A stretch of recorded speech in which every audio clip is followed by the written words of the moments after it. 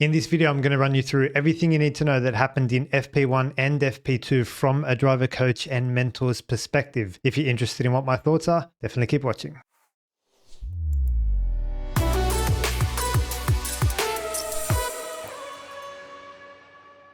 Welcome back to the channel, guys. My name is Martin. I'm a specialist technical coach and mentor for open formula drivers.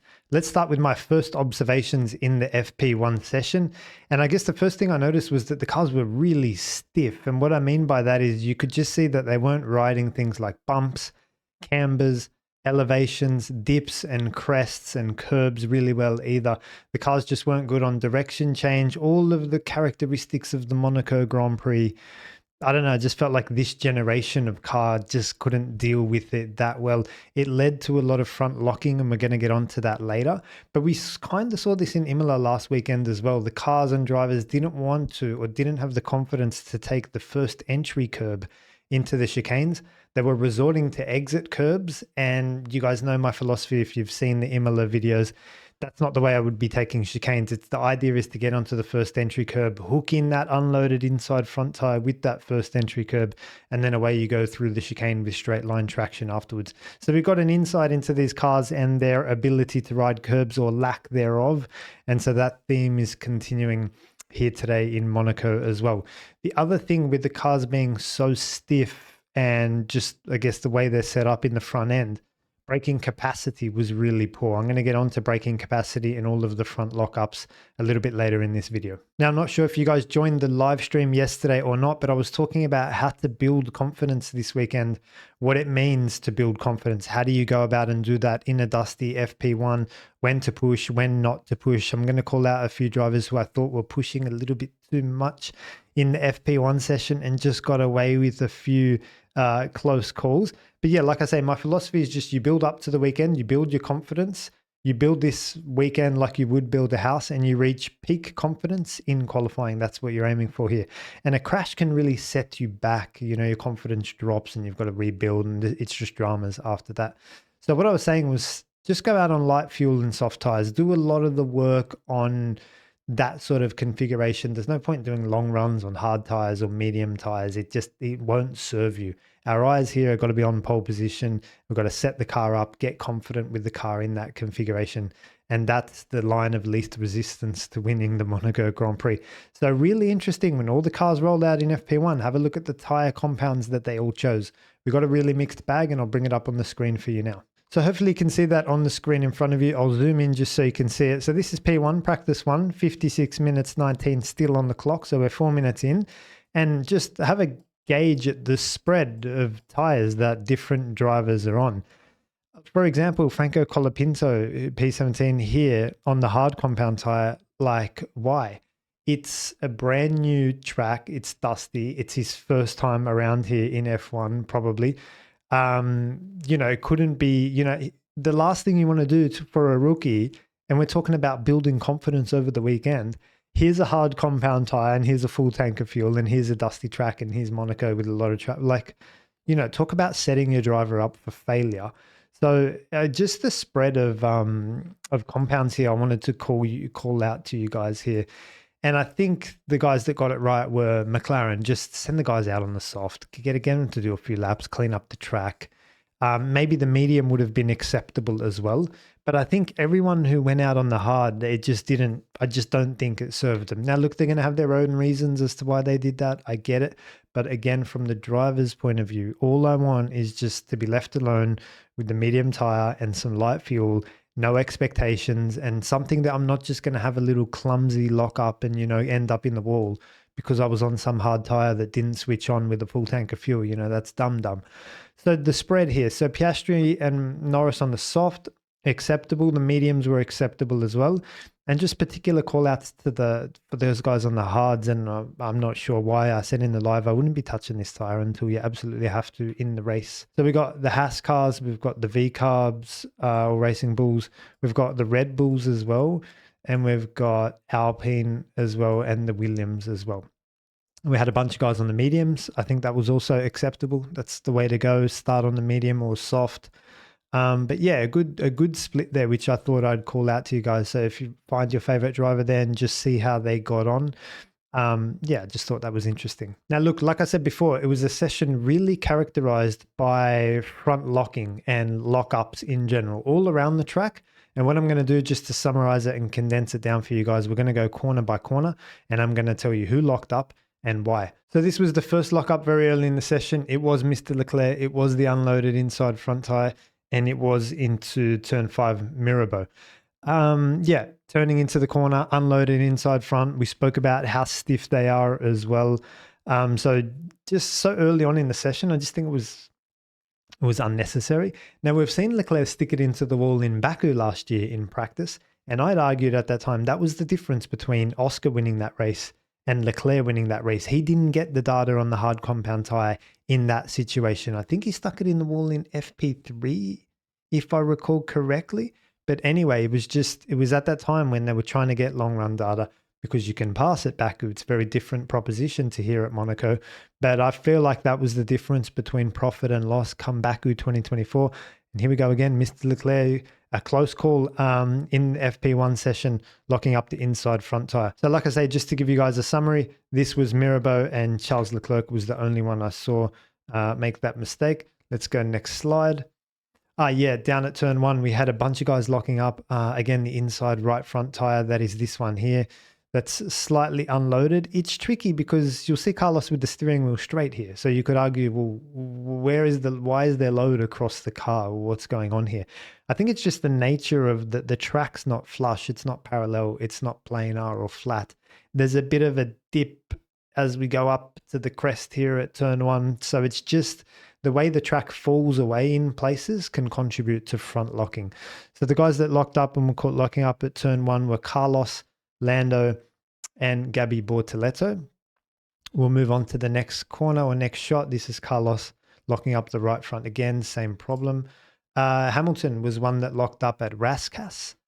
He was the only one I saw lock up at Rascasse. So the Ferrari was locking up very early on in the session. This is 40 minutes still on the clock.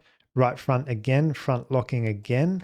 And the second or final example, was into the Nouvelle chicane. The guy's locking up the front right tire in this case.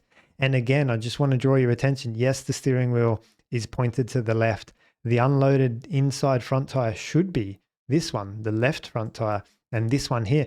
But such is the nature of just the way the track falls away on that right-hand side of the car. It just means that the tarmac is falling away and then losing contact with the right front. So this is how it looks like from the onboard. It's very unusual to see a car turning to the left and locking up the loaded tire, but it's just, again, the way the track falls away. So what I'm suspecting is that underneath here somewhere, underneath the contact patch, maybe 50 meters beforehand, we're losing contact with the front tire. And that's why it's been easy to pinch per se. So what can you do to kind of dial out some of these issues and try to resolve for some of this front locking that we see all around the track? Well, there's a couple of things you can do. You can, whenever you don't have braking capacity, which is brake pedal capacity, you've got to make up for it and supplement it with something else. So engine braking is your friend.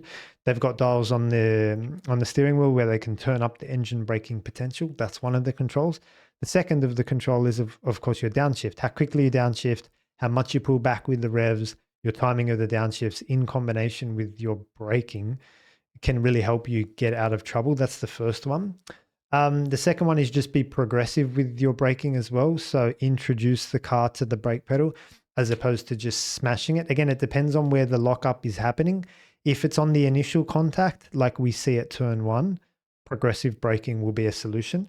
But if it's later on in the braking phase, like we see down at the Nouvelle chicane, that's very deep and late, very towards the end of the braking phase. In that case, I'd recommend trying to leverage brake migration. That is, start your brake balance at a certain point, but as the corner unfolds and you trail out of the brakes, or you get to a certain brake pressure, then migrate that brake balance towards the rear. Of course, just setting the BB more towards the rear, I think would have given all the drivers an easier time and an easier session. Again, just in FP1, while the track's cleaning up and there's low grip and they're sending them out on these types of tires, yeah, just push the brake balance a little bit more rearwards, I think would have been the way to go. And then look, as you come FP3 qualifying, when things start to, there's a little bit more capacity, a little bit more braking grip on the track, All right, take advantage of it, wind the brake balance forward a little bit. Those are some of the solutions that can get you out of trouble here. Now, there was also a few drivers in FP1 that made contact with the wall, namely Isaac Hadjar and Lewis Hamilton down at the swimming pool chicane, and Kimi Antonelli at turn 4 Massenet as well. Let's bring that up on the screen now and have a look at those together. So this is Hadjar's one at the swimming pool. These guys have got a great view of it. And it's tricky that like you can actually see how low in the car Isaac is. It's just so hard to see. Like to time this corner well is as much about luck as it is about skill. Sometimes you're going to turn in and it might just be that fraction of a second too early. Sometimes you're going to turn in and it might be that fraction too late. My best advice and recommendation in that case is to start and initiate the steering very slowly and then just kind of gauge and see where you're going. And if you have to add, you can always add it later in the corner. The problem would be if your initial input is too big, it's hard to get out of that at that point. Then you've got to open the steering and so on. So because this corner goes on for a little bit, you can get in there a little bit later. And also you've got more vision as the corner unfolds, then you begin to see it a little bit more as well. So that's the way to go. But look, I wanted to call out that in general, the cars are demonstrating good front grip. Whilst they're very stiff and braking capacity is limited, they've still got front grip. And so this is an example of the turn-in being better than what Isaac expected, better than what Lewis Hamilton expected, and better than what Kimi Antonelli expected as well. Here is Kimi Antonelli's example at turn 4. Again, it's a longish corner that unfolds and the front grip is on the soft tire. He makes kind of flush 90-degree parallel contact here with this wall. And so it's not the end of the world. But even at this point, it's kind of not great technique in any case, because the whole idea is between turning left and turning right, you want to have a moment where the steering wheel is straight, where the car is flat, it's planar, and it's obedient, ready for that direction change in the right-hander.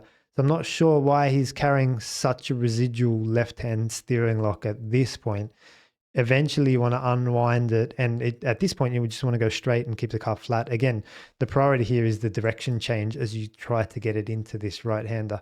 So, but again, just an example, guys, the front grip catching the drivers out at those two locations, Massenet and the swimming pool chicane. Now, just as I glance across at my notes here, Lando's on my list for a lock-up at the Nouvelle chicane. He's on my list for a lock-up down at turn 1. He's on my list for nearly hitting the wall down at the swimming pool as well. So I think Lando was pushing probably more than I would recommend in an FP1 session in Monaco, a few close calls here and there. And Leclerc was obviously pushing quite a lot. He topped the session. He had that lock-up early on at Mirabeau, which could have been worse off. And then he ended up driving into the back of Lance Stroll. Now, just a quick note on that one. I don't think it was Leclerc's fault.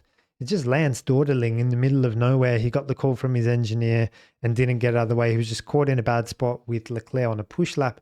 Leclerc rear ends Lance Stroll. Leclerc's front wing is damaged. Stroll's floor and diffuser is damaged. And this was at the hairpin. This is at the Lowe's hairpin. Lance just didn't get out of the way. I think it was okay in the end because all that front wing, front geometry stuff, all those parts are easy to change. So Ferrari did that and Leclerc could carry on. But for Lance, it was all the rear, all that floor and diffuser. It's so much more complex to fix back there.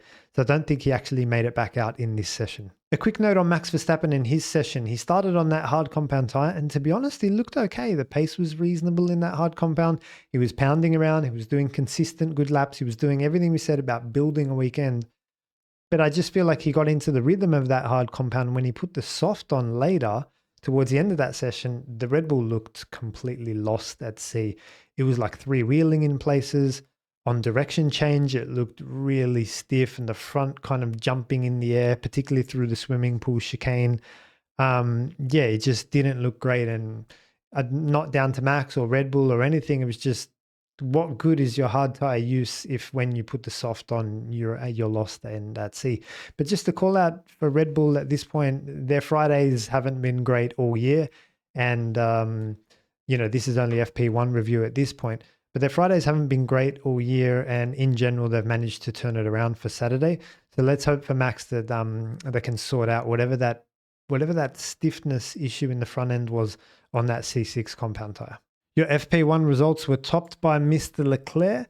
Got a spread of faster sectors as well. Leclerc in the first, Piastri in the middle, and Norris at the end. Okay, I get it. So look, this is early signs that the McLaren is sharp. When Piastri's showing a purple middle, Lando showing a purple final. Both of the McLarens are the only pair of cars before we get to Carlos Sainz, being for Alex Albon and Carlos Sainz. So actually the Williams looking pretty strong as well. Again, we called that out for its ability to ride the curbs in Imola better than any other car. But I get it at this point. I feel like McLaren are secretly doing really well in the FP1 session. And Leclerc, I think, was pushing quite well. Verstappen, that's a good time despite the way the car looked out on track this morning. Russell, Antonelli, big separation. Hamilton, Leclerc, big separation as well. And I guess Franco Colapinto, the other call out, I guess he's just playing his way into the crease. He's not really coming into this weekend with much confidence. He's struggled at street circuits previously, a crash in Baku, a crash in Las Vegas last year. He came off a crash last weekend in Imola as well. Even though it's not a street circuit, it will be recent and fresh in mind. I think he just wanted to build up to the weekend, and we'll follow his progress in FP2. Let's get on to FP2 now. And there were a few crashes that we need to talk about. Not big crashes, just a few brushes with the wall here and there. Isaac Hadjar at the Nouvelle Chicane, just as he turned into the first part, the entry. I actually said this on the live stream. I said it's weird because the apex of the corner is the wall. So hitting the apex means hitting the wall. So it's like you've got to go around the apex. It does your head in as a driver, trust me. So I can forgive him for that one. He's turned in, missed it with the left front and just clipped it with the left rear. It's broken the rim, given him a puncture. I'll bring it up on the screen in a second. Piastri at turn 1, a small lock-up of the inside front, straight into the wall, broke the front wing. And Hadjar, turn 1, same place. Different though, entry oversteer, slapped the wall with the rear of the car as well. Let's bring up a few of those now and have a quick look at them. So this was a result of Isaac Hadjar's crash. He brought out the first red flag very early on in this session. Not a big crash, like I say, just clipped the wall on the entry into the Nouvelle Chicane. Isaac's second crash was, again, the entry oversteer, like I mentioned, into turn 1. Again, he's clipped the wall with the left rear. So Isaac having a tough time of it in FP2. I would encourage him just to take it easy, like it's FP2. It is the Friday in Monaco. It's not necessary all of this kind of contact with the wall. Just leave yourself a little bit of margin, and obviously growing your confidence throughout the weekend is the biggest focus. Oscar Piastri's small little lock-up down at turn 1. It looks a lot worse here on the outside because you can see the smoke and everything, but from his point of view, he wouldn't have seen any smoke or anything. It would have been just the slightest of lockups. That was enough to push him deep and meant that he just broke his front wing. Again, a very easy fix, no harm done. And like I say, there weren't too many big ones, but the question is, do these little kind of touches with the wall, how do they impact your confidence? Is Oscar just going to get back on and say, yeah, no, we're all good. It was all good. Or is it going to be like, oh, I made a mistake? And do you know what I mean? That's going to be interesting to see as we head into Saturday, the most important day, qualifying day. Now, quick call out for the Ferrari of Charles Leclerc in this session. The Ferrari looked great in this session. Not sure what changes they made, but the front end was really obedient, really compliant. Every time he changed his hands, quick direction change in the middle of chicanes like the swimming pool chicane, the Nouvelle Chicane, even in the first sector after you come through Massenet where Kimi Antonelli crashed, and the direction change into that right-hander. The Ferrari looked great. So the mechanical grip of the Ferrari, nice and strong. And just thinking out loud, maybe whether all the teams had to raise the car's ride height this weekend. We know Ferrari are sensitive to that. Then maybe the car's just come into its own. But Leclerc is also great around here as well, so we shouldn't take that away from him. But the Ferrari looked excellent. Leclerc could set a few lap times that were good enough for, to top the session. He kept beating his own time, which is good. Very different to what we saw just in terms of the car body language, that is. Very different to what we saw with the McLaren in the hands of Oscar Piastri. Oscar with some exit oversteer, power sliding through the exit of the Rascasse and through Anthony Nodes, the final corner as well, that's off camber. Really struggling for traction in that McLaren. So either overheating the rears on the lap, too much throttle down, or just in general car setup, differential, maybe too open, could be a bunch of things. But the traction didn't seem to be there in the McLaren as much as the front grip and direction change capability seemed to be there in the Ferrari. Now, just a quick note on Williams as well. Yes, they've got curb riding capability, which seemed good, but they did struggle as the stints unfolded with understeer. I actually stole a shot of just as Carlos parked up to do a practice start at the end of this session, and we can just have a look at the graining on the front right, actually, which is really interesting. Let's have a look at that together. Now, this is Carlos as he just parks to do a practice start, like I say. And the front right, you just see this band of graining through here. And you've got more right-handers on this track, so you would suspect that a lot of the load is happening here, but this tire seems okay. So what I suspect potentially is going on is this tire is just getting dragged around the long corner of Massenet, turn 3, and to back potentially as well. It's getting dragged around a few corners. But also the thing to note is it's got a heavy in camber on it, and this is normal. The teams run that, and that's the tire leaning in so that when the load comes across, it goes straight. What I would try, and again, I'm no vehicle dynamics doctor here, but like if you back off this camber a little bit, instead of having it leaning so far that way, just straighten it up ever so slightly. What that's going to do is two things. It's going to increase the contact patch underneath here, give you a little bit more front grip. And number two, it's going to put the inside shoulder on less, give that inside shoulder of the tire less stress as well, which is where that graining band seems to be. Obviously, other things you can do, soften the front roll bar, add a bit more front wing, there's all these kind of things as well. But just as I look at the stance of that car, it is quite aggressive camber on the Williams. Anyway, they're struggling for tire life. And look, context is key, right? Not that this can potentially matter. Really, it's all about one lap performance. So if this is the key for them to unlocking one lap pace, then I fully support it. Next shot, this is the Alpine, and it doesn't look as bad in terms of the right front. That looks fine. The left front, again, looks similar to the right front, so they don't seem to have those problems. Behind the Alpine was the Ferrari of Lewis Hamilton. We said how nice the front end of that car was looking. He was a little bit further away, so I couldn't get the best shot, but that looked fine as well. So generally, only the Williams are struggling with that graining, and on the right front is quite unusual as well. So here are the FP2 results as we have a look at them together. Leclerc, again, the fastest first sector, again, top of the session, 11.3. He'll be very happy with today.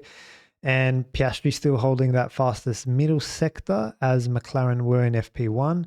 But now we've got Hamilton up there. And that's where I said, remember in the first session, we had the two McLarens were the only guys up there. Well, now we got the two Ferraris up there as well. So now it's game on. The moment Hamilton's joined the party, I think the Ferrari is looking strong, and it is going to be game on between, I think, these four cars come qualifying tomorrow. Remember, this is our most representative session for qualifying. Good job to see Lawson and Hadjar up there as well. So I guess that car's got some good pace as well. Alonso, Albon, yeah, the Williams dropped back a little bit in this session. Antonelli found a little bit of ground. Notable that the Red Bulls don't seem to have pace. We called that out in FP1. The car just didn't look great on the direction change on the front end. And Colapinto seems to be taking it a little bit slower this weekend, just building up his weekend, trying to play his way into the crease. Notwithstanding that, it is quite a big gap as well, so he is bleeding a lot of time. It's a second to Gasly, his teammate. So, I mean, it's tough, right? You've got to find that balance between building a weekend, but also getting the car not on the limit, but getting it to a point where you can get a read on the setup and that sort of thing. But look, Franco's first time around here, he's under a lot of pressure this weekend, coming off a lot of crashes. So hopefully we can see some lap time and pace from him tomorrow. I am curious just to have a look at the difference between the top two cars. So we had Piastri and Leclerc. If I just grab their fastest laps and we just browse them together, it's an 11.3 versus 11.3. But what I'm trying to gauge here is the track dominance. Where are the cars' strengths and weaknesses? And so anytime the delta goes up, that is going to be in Leclerc's favor, presumably. Yes. So actually the first sector, yeah, Leclerc was holding the fastest first sector, wasn't he? And then it's this middle sector. It looks like all these slow speed corners where the McLaren, again, front grip, right, can just pull Oscar back a little bit. This is the run in the tunnel. Leclerc got great straight line speed there. So there could be a difference in engine modes maybe, or downforce, 287 versus 282. So Leclerc finding that time back. And then where's this? Oscar's braking into the Nouvelle chicane, presumably. Yeah, so good braking from Oscar, but Leclerc, good exit. And then Leclerc in the final corners and final sector as well. So the themes for me out of this are Ferrari straight line speed and or traction out of the tunnel. That's actually traction. Leclerc getting on throttle earlier, harder, faster, and he's the first guy to full throttle. So that's why he's got such a good run down through the tunnel and out of the Nouvelle chicane as well. Really good traction. Have a look. Yeah, so Leclerc's traction, he's getting his foot down here. The throttle in red is what I'm looking at. Out and entering the tunnel and out of the chicane, the Ferrari traction looks notable. But here in the middle sector, just all of that twisty section, if I just click, you'll see it's all through here. The track dominance is all orange. Oscar can carry a lot more minimum speed here. It's 80 versus 75 and 48 versus 44. So there's just some advantages just through the lows hairpin and the corner after that one, 7 and 8 as well. So the McLaren front end in the really slow speed is strong. But like I say, Leclerc seems to be strong in the key traction zones. Let's do a quick message in Spanish to all of Argentina who have been massively helpful supporting my channel. And then we will wrap up, and I'd appreciate if you guys could like and comment and share and subscribe. That would be great. Help the channel move forward. Trust me, it really helps me. Okay, here we go. Hola a todos, ojalá que estés bien. Pues mira, Franco, muy poco a poco, muy tranquilo en este viernes. Pues bien, no está haciendo el coche roto, entonces por eso estoy muy feliz. Pero mañana tenemos que ver si tiene velocidad, entonces tenemos que verlo. Pero bien, Franco está creciendo la confianza durante la semana. Viernes, correcto, muy bien, estoy feliz con eso. Y pues vamos a ver lo que va a ser mañana y las posibilidades en la carrera también. Al final, en la calificación, me gustaría ver Franco tomar un nivel más alto, como en the limit per se. Pero bueno, así vamos. Ojalá que bien. No puede mandar consejos como manejar la pista, es muy técnica. Tienes que tener paciencia con el volante, frenar con progresión, hacer el acelerador con progresión también y generalmente estar tranquilo y esperar con el coche mucho, porque el coche está haciendo muchas cosas: cambiar dirección, frenar, acelerador, cambiar dirección. Entonces es muy importante tener paciencia cuando estás manejando esta pista. Pero bueno, así vamos y muchas gracias por tu apoyo otra vez, y mándeme un comentario, me gustaría mucho, y suscríbete a este canal por más consejos adelante. Gracias. Thank you for watching, guys. Like I say, please do leave the video a comment and subscribe to the channel moving forward, and we'll catch up after the qualifying session tomorrow. Cheers.